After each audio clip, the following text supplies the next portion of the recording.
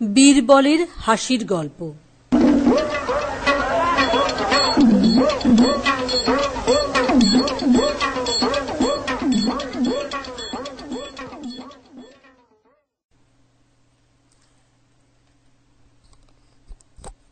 পাঁচটি প্রশ্ন। বাদশাহ একদিন তাঁর সভায় আমির ওমরাহদের সম্মুখে 5টি প্রশ্ন করলেন। যে এই 5টি প্রশ্নের যথাযথ উত্তর দিতে পারবে সে প্রচুর পরিমাণে পারিতোষিক তো পাবেই, আরও পাবে শ্রেষ্ঠ বিচারকের আসন। একে একে সবাই সামনে এসে দাঁড়ালো। ওদের মধ্যে একজনের নাম হল সর্দার কুতুবউদ্দিন খান। দৃপ্ত ভঙ্গিতে সে এলে সকলের আগে ভাগে, কারণ সে যদি 5টি প্রশ্নের উত্তর যথাযথ দিতে পারে তবে পুরস্কার ও সম্মান পাবে। সে ছিল খুব চালাক চতুর। সম্রাট বললেন, তুমি আমার 5টি প্রশ্নের জবাব দিতে চাও?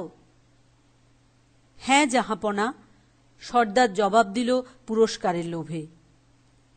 সম্রাট বললেন, বেশ, তাহলে বলো, 1. কোন ফুল শ্রেষ্ঠ? 2.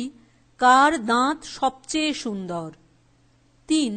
কার ছেলে পৃথিবীর মধ্যে সর্বশ্রেষ্ঠ? 4. সর্বাপেক্ষা প্রধান নরপতি কে? 5. কোনটি মানুষের শ্রেষ্ঠ গুণ?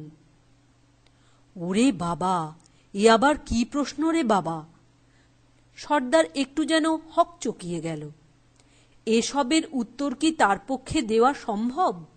সে বললে, হুজুর, আমার হয়তো ভুলভ্রান্তি ঘটতে পারে, কিন্তু আমি যা তা উত্তর দিতে পারবো না। আমার সতীর্থদের সঙ্গে আলাপ আলোচনা করে আপনার এই 5টি প্রশ্নের সঠিক জবাবই দিতে চাই। আমাকে 2 দিন সময় দিন হুজুর। সম্রাট বললেন, তাই হোক। বীরবল আপাতত এর মধ্যে নেই, সে নিজের কাজ নিয়ে ব্যস্ত। কিন্তু এদিকে কুতুবউদ্দিন খান বন্ধুদের সঙ্গে পরামর্শ করে 2 দিন পরে সভায় এসে একসময় উঠে দাঁড়িয়ে বললে, মহারাজ, এবার আমি প্রস্তুত।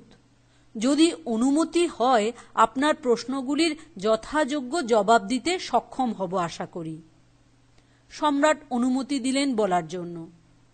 সভাস্থল উৎকণ্ঠিত উত্তর শোনার জন্য। সর্দার জবাব দিল, 1. জয় হল শ্রেষ্ঠ ফুল। 2. হাতির দাঁতই শ্রেষ্ঠ দাঁত। 3.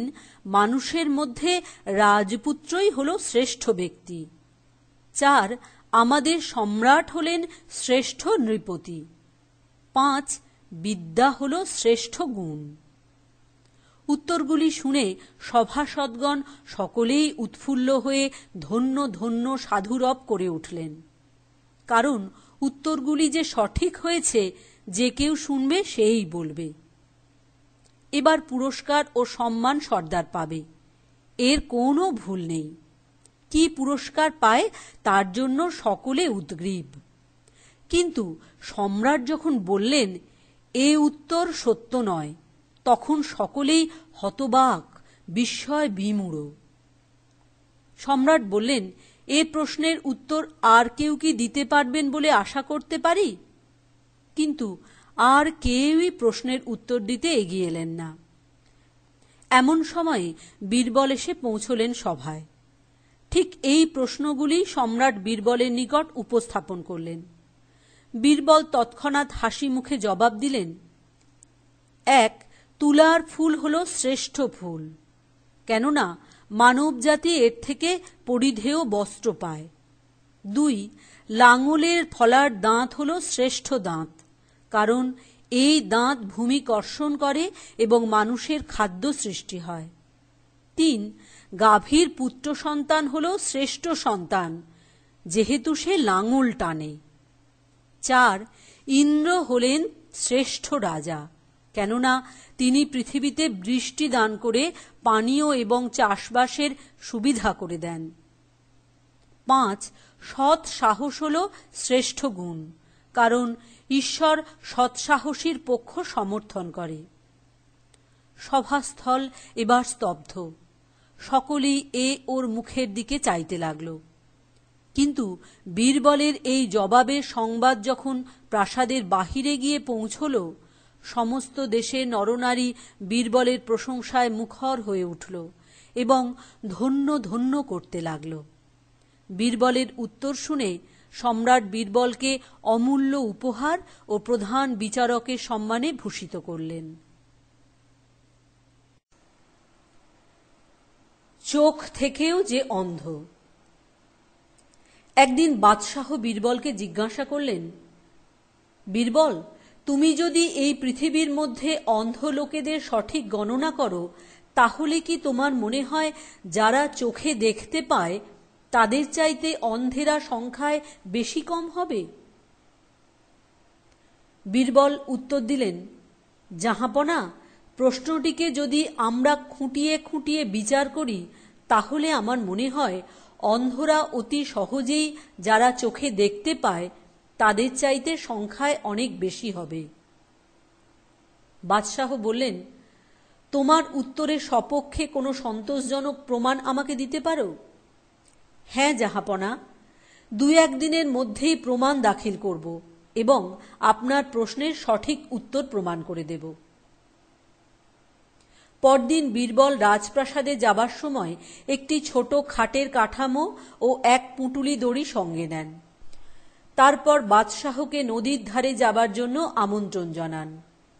সেখানে তিনি সম্রাটকে বুঝিয়ে দেবেন যে পৃথিবীতে যাঁরা চোখে দেখতে পান তাদের চাইতে অন্ধ লোকের সংখ্যা অনেক বেশি। ধারে কাছেই এক নদীও ছিল। বীরবলের খাস কেরানিকে নিয়ে তাঁরা রওনা হলেন। নদীর ধারে পৌঁছে বীরবল তাঁর ছোট খাটটি মাটিতে রেখে দৈর্ঘ্য ও প্রস্থে খাটটিকে দড়ির সারি বুনুন দিয়ে তৈরি করতে শুরু করলেন। বাদশাহ এ ব্যাপার দেখে অধৈর্য হয়ে বীরবলকে এ অদ্ভুত ব্যবহারের কারণ জিজ্ঞাসা করলেন। বীরবল, এ তুমি কি করছো? বীরবল সম্রাটের কথা শুনে তৎক্ষণাৎ তাঁর কেরানিকে ইঙ্গিতে আদেশ দিলেন, অন্ধ লোকের নামের তালিকায় সর্বপ্রথম অনুগ্রহ করে মহামান্য সম্রাট বাহাদুরের নামটি বসিয়ে দাও। কেরানি বাবুটিও বীরবলের নির্দেশ অনুসারে কাজ করল। সম্রাটকে দেখে কিছুক্ষণের মধ্যে বহু লোক সেখানে জমায়েত হল। সেখানে এলেন শহরের বহু গণ্যমান্য লোক, সম্ভ্রান্ত নাগরিক, উচ্চপদস্থ রাজকর্মচারী, নবাব বাহাদুরেরা, ব্যবসায়ীগণ ও অন্যান্য সকল স্তরের নানা জাতীয় লোক। সকলে ভিড় করে উপস্থিত হয় বীরবল ও সম্রাট এখানে কি করছেন দেখতে। সকলে এসে বীরবলকে সম্রাট বাহাদুরের মতো প্রশ্ন শুধোয়, বাপু হে, কি হচ্ছে? যিনি প্রশ্ন জিজ্ঞেস করছেন কেরানি বাবুও সঙ্গে সঙ্গেই তার নাম অন্ধের তালিকায় বসিয়ে যাচ্ছেন। আর যাঁরা জিজ্ঞেস করছেন, মহাশয়, আপনি কি বিছানা পাতার জন্য এই খাট তৈরি করছেন, তাঁদের নাম কেরানিবাবু যাঁরা দেখতে পান তাদের তালিকায় টুকে নিচ্ছেন। এইভাবে ঘণ্টাখানেক কেটে যায়। এই 1 ঘণ্টা সময়ের মধ্যে দেখা যায় অন্ধের তালিকায় অনেক বেশি এবং যাঁরা দেখতে পান তাঁদের তালিকায় অনেক কম জনের নাম উঠেছে। 1 ঘণ্টা পরে বীরবল বাদশাহের কাছে যাঁরা অন্ধ এবং যাঁরা অন্ধ নন তাঁদের উভয় তালিকায় পেশ করলেন। কিন্তু বাদশাহ অন্ধজনের তালিকায় সর্বপ্রথম নিজের নাম দেখতে পেয়ে চিৎকার করে উঠলেন, এই কি ব্যাপার?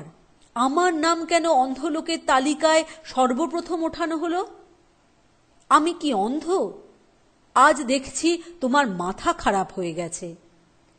এ কথা শুনে বীরবল করজোড়ে বিনীত হয়ে বললেন, জাহাঁপনা, যখন আমি কাজ আরম্ভ করি তখন আপনি নিজে দেখেছিলেন আমি কি করছিলাম। তা সত্ত্বেও আপনি জিজ্ঞেস করলেন যে আমি কি করছি। তার মানে কি এই নয় যে আপনি অন্ধ? আপনি যে দেখেও দেখতে পান না। আমার কাছে দুটো তালিকা আছে, যথা যাঁরা দেখতে পান আর যাঁরা দেখতে পান না। আসলে চোখ থাকা সত্ত্বেও যারা দেখতে পান না তারাও অন্ধ বৈকি। অন্ধের তালিকায় দেখা যাচ্ছে যাঁরা দেখতে পান তাদের চাইতে অন্ধের সংখ্যা ৫-৭ গুণ বেশি। এর থেকেই বুঝে নিন হুজুর। একথা শুনে বাদশাহ বীরবলের বুদ্ধি দেখে বিস্ময়ে অভিভূত হন এবং পুরস্কার স্বরূপ রাজপ্রাসাদে সান্ধ্যভোজে আমন্ত্রণ জানিয়ে সাথে সাথে নানান উপহার বীরবলকে দেন। একগুঁয়ে শিশু। একদিন রাজসভায় বীরবল ঠিক সময়ে এসে পৌঁছতে পারেননি। সেদিনে রাজসভায় জরুরি পরামর্শ ছিল। বীরবল ছাড়া সেই পরামর্শ আর কারোর পক্ষে সমাধান করার সাধ্য ছিল না। সেই জন্য সম্রাটের এখনই বীরবলকে দরকার ছিল। সম্রাট দূত পাঠালেন। দূত এসে দাঁড়ালো বীরবলের দরজায়। বীরবল বললেন, বলগে যাচ্ছি। এদিকে ৩০ মিনিট অপেক্ষার পর সম্রাট আবার দূত পাঠালেন। পুনরায় সেই দূত ফিরে এলো বীরবলের কাছ থেকে একই উত্তর নিয়ে। আবার ৩০ মিনিট অপেক্ষা। তৃতীয়বার সম্রাটের লোক গেল এবং ফিরে এলো ওই একই উত্তর নিয়ে।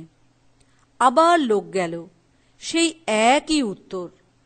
এবার সম্রাট ক্রুদ্ধ হলেন। আধ ঘন্টা পরে এবারও যখন বীরবল এসে পৌঁছলেন না, সম্রাট হুকুম করলেন পুলিশ ফৌজ গিয়ে বীরবলকে ধরে আনুক, দরকার হলে বেঁধে আনুক, ওর কোনো ওজর আপত্তি না শুনে। ফৌজ গিয়ে দাঁড়ালো বীরবলের দরজায়। এবার না গেলে সর্বনাশ। বীরবল তাড়াতাড়ি পোশাক পরিচ্ছদ চড়িয়ে সোজা বাদশাহের কাছে এসে হাজির। লম্বা সেলাম ঠুকে দাঁড়ালেন, কিন্তু সম্রাট আজ আর তাঁর সেই সেলাম গ্রহণ করলেন না। ধমক দিলেন, বারবার আমার লোককে ফিরিয়ে দিলে কেন? তোমার এই ধরনের দেরি করা বা আমাকে অপমান করার সাহস কেমন করে হলো? হুজুর, বাড়িতে ছেলেটা বায়না ধরে কাঁদছিল, তাই তাকে ভোলাচ্ছিলাম। ছেলেটা বড্ড জেদি, যা বলবে তাই করবে। কি বাজে কথা বকছ? আমাকে বোকা বানাচ্ছ? ছেলে শান্ত করতে কতক্ষণ লাগে? হাতের কাছে একটা খেলনা ছিল না? তোমার বুদ্ধিশুদ্ধি লোপ পেয়ে গেছে। আজকাল মিথ্যা ছাড়া তুমি সত্য কথা বলতে ভুলে গেছ। অনেক তিরস্কার শুনলেন। এবার বীরবল বললেন, হুজুর, ছেলে ভোলানোর অভিজ্ঞতা আপনার বোধহয় একেবারে নেই। ঘ্যান ঘ্যানে ছেলে কেমন হয় বোধহয় আপনি জানেন না। আমার ঔদ্ধত্য ক্ষমা করবেন সম্রাট, আমি সত্যি কথাই বলছি হুজুর। বাদশাহ তার দিকে তাকালেন। সহসা বীরবল হাউ হাউ করে কেঁদে উঠে বললেন, জাহাপনা, আপনি প্রজাগণের পিতা, আপনি আমারও পিতা। বলতে বলতে বীরবল শিশুর মতো কাঁদতে লাগলেন। কাঁদতে কাঁদতে শিশুর মতো মেঝের ওপর পড়ে সহসা গড়াগড়ি দিতে লাগলেন। সম্রাট একেবারে হতবুদ্ধি। বীরবল এমন চেঁচিয়ে চেঁচিয়ে কাঁদছে যে সম্রাটের কোনো কোনো সভাসদরাও সান্ত্বনা দেবার ভাষা খুঁজে পাচ্ছে না। সম্রাট অস্থির পদচারণা করতে লাগলেন। বীরবল তাঁর প্রধান মন্ত্রণাদাতা। নিশ্চয় তার পারিবারিক জীবনে কোনো ঘোরতর অশান্তি দেখা দিয়েছে, না হয় সে এমন করে কেন কান্নাকাটি করবে? তিনি বীরবলের গায়ে মাথায় সস্নেহে হাত বুলিয়ে বললেন, শান্ত হও, শান্ত হও বীরবল। কি হয়েছে তোমার বলো। নিশ্চয় তোমার কোনো বিপদ আপদ হয়েছে, তুমি সব খুলে আমাকে বলো। মিথ্যা সান্ত্বনা। বীরবল গড়াগড়ি দিয়ে ব্যাকুলভাবে কাঁদতে লাগলেন।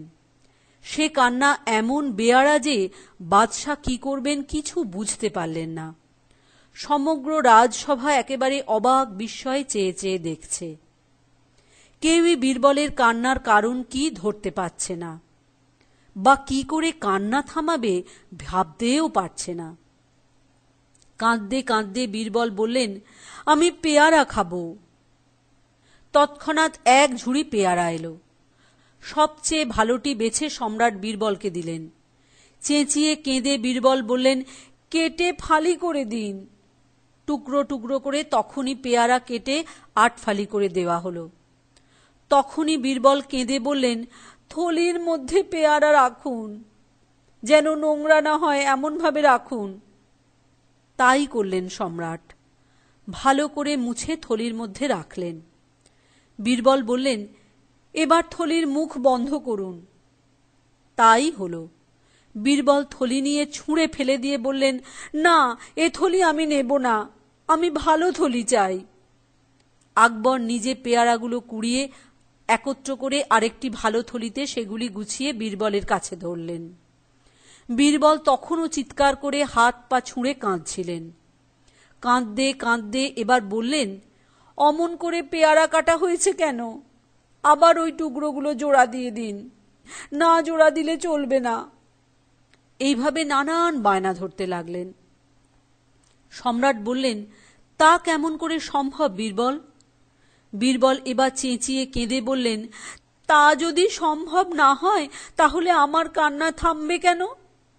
কোনো মতেই আমার কান্না থামবে না।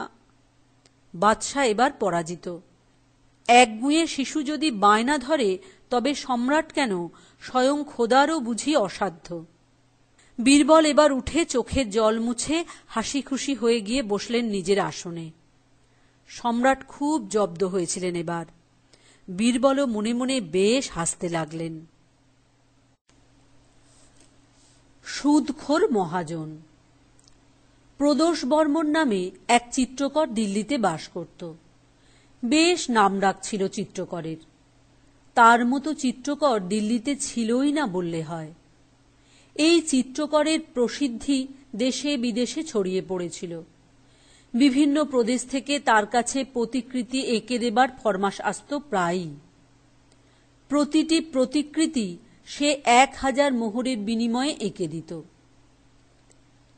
একদিন এক সুদখোর মহাজন তার কাছে একটি ছবির জন্য এলো, আর তার নিজের একটি প্রতিকৃতি আঁকার জন্য মহাজন চিত্রকরকে বলল, ওহে চিত্রকর, আমার চেহারার অবিকল প্রতিকৃতি তুমি কি এঁকে দিতে পারবে? যদি পারো তোমার পারিশ্রমিক যা তার 4 গুণ পাবে। নিশ্চয়ই, কেন পারব না? আপনি আমায় আঁকিয়ে পরীক্ষা করেই দেখতে পারেন। যদি না পারি তবে পয়সা দেবেন না। আমি আগে পয়সা নেব না। যদি আপনার পছন্দ হয় তখনই দেবেন। তোমার দক্ষিণা কত? 1000 মোহর মহাশয়। বেশ, তবে শোনো, যদি আমার একটা অবিকল প্রতিকৃতি তুমি আঁকতে পারো তাহলে তোমাকে 1000-এর জায়গায় 4000 মোহর দেব। কিন্তু ঠিক অবিকল আমার প্রতিমূর্তি, কোনো খুঁত যেন না থাকে ছবিতে। এই প্রস্তাবে আনন্দে বিভোর হয়ে চিত্রকর অন্যান্য ফরমায়েশি কাজ সরিয়ে রেখে সেই কাজ হাতে নিল। 3 দিনের মধ্যে প্রতিকৃতিটি করে মহানন্দে সে সেটিকে নিয়ে হাজির হল সুদখোর মহাজনের বাড়িতে। মহাজন বাড়ির ঠিকানা দিয়ে গিয়েছিলেন। এটা তো আমার অবিকল প্রতিকৃতি হয়নি। আমার ডান চোখের ওপর যে জন্মের দাগ ছিল সে দাগ কোথায়? দেখতেই তো পাচ্ছি না। এ কথা শুনে চিত্রকর হতবাক হয়ে গেল বটে, কিন্তু দমল না। সে যে একটি যথাযথ প্রতিকৃতি করে দেওয়ার চুক্তি করেছে তার সঙ্গে। কয়েকদিন পর সে আরেকটি প্রতিকৃতি এঁকে মহাজনের কাছে নিয়ে এলো। সেবারেও এটা আছে তো ওটা নেই বলে মহাজন তা বাতিল করল। একইভাবে বারে বারে নিরাশ হতে লাগল। প্রত্যেকবারই সে নতুন নতুন প্রতিকৃতি নিয়ে গেলে একটা না একটা তুচ্ছ খুঁত দেখিয়ে মহাজন ওকে বিদায় করে দেয়। অর্থের দিক দিয়ে তার ক্ষতি হচ্ছে সে চিন্তা থেকেও তার বড় চিন্তা হলো তার সুনাম নষ্ট হচ্ছে। এমন করে 5-6টা প্রতিকৃতি বাতিল হলো। একদিন চিত্রকর ভাবতে ভাবতে হঠাৎ মনে পড়ে গেল বীরবলের কথা। যেমনি ভাবা তেমনি কাজ। সে বেরিয়ে পড়ল বীরবলের খোঁজে। একমাত্র বীরবল হয়তো এর সমাধান করে দিতে পারেন।